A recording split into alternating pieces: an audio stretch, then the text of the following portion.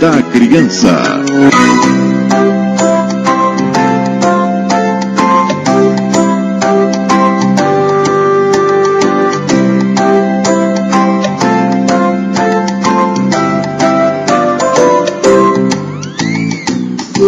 Sonhos, sorrisos, lembranças, pessoas, fotografias, tudo que a gente gosta, palpável ou não, a gente deveria depositar numa caixinha para guardar as lembranças e registrar os desejos, como a avó preferida de Marília ensinou. Você não sabe quem é Marília e muito menos a avó dela, certo? Pois então preste atenção na nossa entrevista, vamos descobrir quem é essa jovem, o que a avó dela ensinou, tudo fruto do talento da escritora Ana Cristina Mello, autora do livro Caixa de Desejos, uma publicação da editora Usina de Letras. Bom dia, Ana Cristina, bem-vinda ao programa Mulher Brasileira. Bom dia, Mônica, é um prazer estar falando com você. Olha, o prazer é todo meu, ainda mais para falar de literatura, que eu amo literatura. Eu acho que é tudo de bom na vida de uma pessoa, que é um divertimento menos oneroso e que faz a gente expandir o universo interior, não é? Concordo plenamente. Aliás, eu sou até suspeita, eu sou apaixonada, completamente apaixonada pela literatura, pelos livros, e eu acho que é um pouco desse amor que eu tentei passar no meu livro, passar para os jovens, para os adultos, que eu acho que o livro é um grande companheiro. E quando a gente consegue descobrir isso, nossa, a gente tem o mundo nas mãos. Isso é verdade, então somos duas suspeitas aí. Pois é. Quase cometendo crime literário. Pois é. E me diz uma coisa, porque eu achei fascinante o seu livro, porque você tem você descreve, você discorre sobre um assunto assim de uma maneira tão fácil, tão gostosa da gente ler, que até o nome mesmo ficou muito sugestivo, Caixa de Desejos. Isso. Né? E eu achei interessante. É alguma coisa assim meio biográfico, autobiográfico, quando você escreveu sobre a personagem Marília, sobre a avó, aquela coisa toda? Não. Acho que a única questão autobiográfica aqui é essa paixão pelos livros. Sim. Mas, assim, todo escritor, de alguma forma, ele carrega a sua história em tudo que escreve. Seja no que viveu, ou às vezes até no que desejou. Eu digo que esse livro é uma homenagem às minhas avós, que eu não convivi com elas. Né? Então isso é uma grande... foi algo que sempre me marcou, não ter tido esse contato com a minha avó. Então eu recriei a minha avó nesse livro. Então a avó Laurinda aqui é um pouquinho da homenagem às minhas. E no imaginário que realmente passa pelas crianças, porque a gente tem na figura da avó, que é mãe duas vezes, né, que a gente diz, muitas dessas lembranças, porque do relacionamento mesmo, aquela coisa de dar mais carinho do que repreender o próprio neto, né? Então fica uma ligação maior. E eu achei interessante porque no conto número 4, na 37, descobrir os meninos deve ter feito toda a diferença, né? Porque ela também achei super bacana. E, aliás, todos os contos estão maravilhosos. Me diz uma coisa, como é que surgiu a ideia de escrever a Caixa de Desejos? O tema veio antes da história, essa ideia já vinha amadurecendo, e você veio coletando contos, aí compilou no livro? Ou foi assim, quero um livro de contos, vou fazê-lo? E... na realidade, a ideia veio até em função mesmo da questão do desejo, do sonho. Foi um momento que isso estava muito forte para mim. E surgiu assim, aquela necessidade de associar o desejo com essa questão da avó. Às vezes existem momentos na vida de um escritor que um tema está muito presente. Então, quando eu comecei a escrever Caixa de Desejos, esse tema do avô, da avó, isso estava muito forte. Eu estava escrevendo muitos contos relacionados a isso. E juntando com esse desejo de ser escritora, me veio a história da Marília. E o que eu queria mostrar aqui? Eu queria exatamente mostrar essa relação. Eu venho também tratando muito dessa questão da relação, a relação humana. E tudo que permeia essa relação, que pode uma pessoa pode se transformar em relação a isso. E nesse caso, a Marília,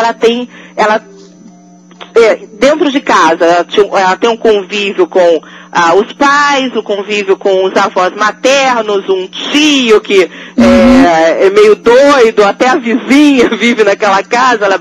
Logo no início eu brinco, ela diz que a casa dela parece um hotel. A meia-irmã, né? A meia-irmã que surge depois, e essa relação com a minha irmã é uma relação interessante, porque ela não conviveu com essa meia-irmã. Então, normalmente é uma fase, é uma idade em que se tem muitas perguntas. Né? E essas perguntas, às vezes, elas tocam num conflito, porque naquele momento, aquilo ali é um conflito para aquele jovem. Então, num momento complicado, onde ela acaba de perder a avó, onde essa avó tinha uma relação muito forte com ela e entendia principalmente o maior sonho dela, que era o sonho de escrever. Quer dizer, ainda não estava muito certo na cabeça dela de ser a escritora, mas ela queria muito poder escrever e viver escrevendo, e a avó entendia muito isso. Registrar mesmo a vida, os sonhos, né, para que as pessoas pudessem partilhar com ela aquelas vivências. Exatamente. E aí, nesse momento, ela perde a avó e chega uma meia-irmã que ela conviveu 2 vezes na vida e vai morar dentro do quarto dela. Ela que já tem problema de relacionamento na escola. Então, quer dizer, seria realmente algo para surtar, né? E é interessante que eu vi no seu livro, é que justamente são fases em que realmente nessas idades, são problemas que são, que as pessoas passam, que o jovem, que o adolescente, que a criança passa, né? E ficou assim, a pessoa acaba eu acredito, né, se identificando em muitos dos contos, mesmo na sequência, justamente por isso.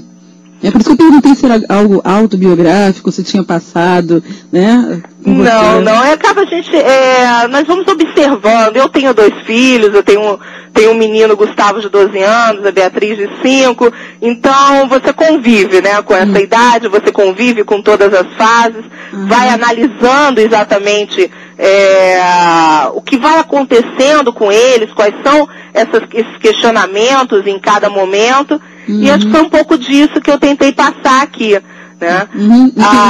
Essa relação da Marília com a família, ela é uma relação muito forte. E como toda relação, ela tem os seus altos e baixos. E eu tento exatamente passar isso. Né? A vida não é uma perfeição, mas eu acho que o que é importante é o que a gente faz dela, né? O que a gente consegue medir dessas relações. É muito importante realmente nessa fase da criança, esse apoio familiar, essa integração familiar, justamente para que ela tenha segurança, autoestima, né, e consiga realmente solucionar seus problemas de uma forma sensata, que ela vai crescendo nessa direção.